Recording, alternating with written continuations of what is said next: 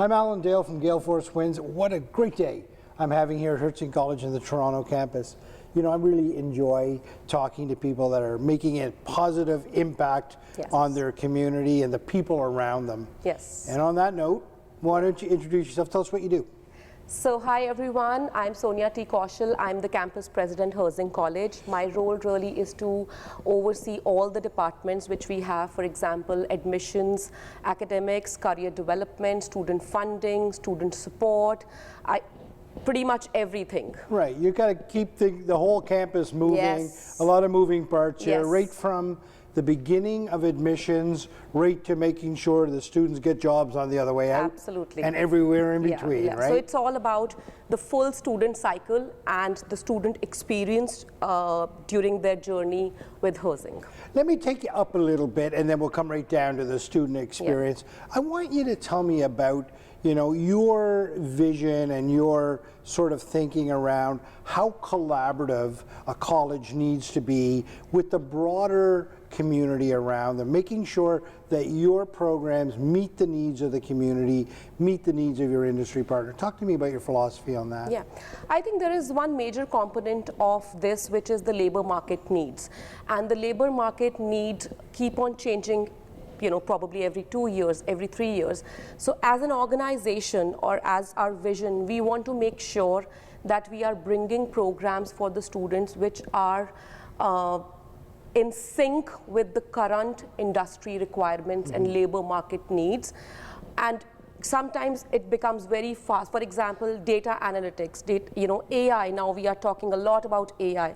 So we have to make sure that we are bringing the right programs for the students and also at the right time so that these people can go back and get employed. So that's the main role which we have. And that requires you, of course, to be very innovative in your thought process, and not only innovative, but very agile and having to create courses quickly. Talk to me about the importance and really the ability for the college to be agile. Yeah, it's very critical. Bringing the programs and bringing the right programs for the students is a very critical component. I will just give you an example. We have just introduced, or we're just about to introduce 2 new courses as not really as preliminary courses, but as courses which the students can do before they start their journey with us.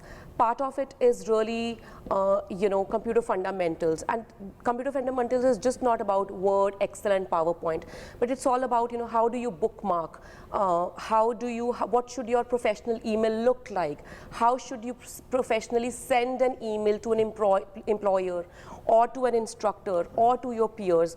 In addition to that, there is another course which is, fundamentals of Moodle, which we talk about, and Moodle is the learning management system which they use pretty much from 9 months to 12 months or 13 months, whatever the length of their program is. So really familiarizing them with that platform as well so that their journey is easy. So that's part 1. Part 2 is, like I said, it's very important that we keep on identifying the needs of the employers, labor market needs, and keep on creating programs related to those labor market needs. That's what our goal is. I mean, a program could look very good hypothetically on paper or in the learning management system, but the real value stays in if the student is able to get employed. Right. That's where the real value is. And so vitally important. And you know, what I love about what Herzing is doing is that not only are you paying attention to the labor market needs, but every time you send a student out on their internship, that experiential learning piece, you're getting feedback from the employers to say, hey, this is what you're doing well and this is what you need to improve on. That continuous improvement cycle is so vitally important to ensure that your courses are meeting the needs. Yes. So just to add to this point, we really pay a lot of attention to quality assurance of our program. Annually, we have a lot of meetings with the employers, which we call our committee meetings with the employers, where we take feedback from them. And we've got some amazing feedback from the employers. You know, some employers say, you know what, hey, look, your program looks good, but maybe if you add this certification, maybe they add working on height certification, that would be great. Their employability will increase. So in a way, that's the kind of relationship which we have with our employers. They are really helping us to improvise our program also, and we love to stay connected to them on a regular basis, because they are the people who are dealing with the, with their area. Yeah. They are the industry experts, let's put it that way. Right. So it's very important. Quality assurance is very important, especially in today's time. Everything is moving so fast, changes are happening with a drop of a hat. We really have to match the pace of the industry in which the students are going to work. The other thing I really like about Herzing as well is that you're meeting the students at their needs, where they Yes. are.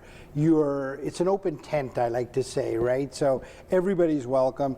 Remote learning, Yes. desynchronizing their learning model so that everybody can fit it in onto their schedule. It's very accessible.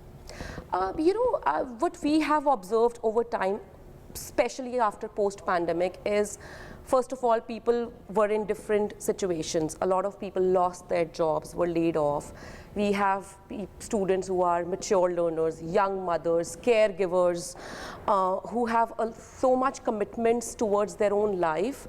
But this asynchronous learning is really the key, which means the student can take the program while doing their full-time jobs. They can, they don't have to spare a special schedule to pick up their children from school, drop them to school. So it's very exciting, and our students, at least that's what I would like to believe, and I feel that students are really happy with the asynchronous component of their study.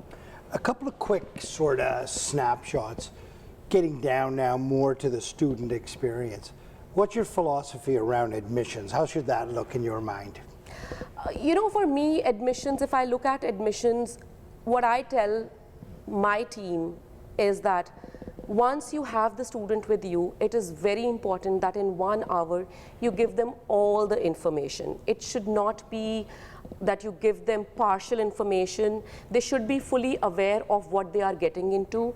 They should, and sometimes it happens, like let's say somebody is adamant on taking a particular program, but we assess and we feel, you know what, we think based on your experience, you should not get into this program and you should get into this program. You would benefit more from the other program.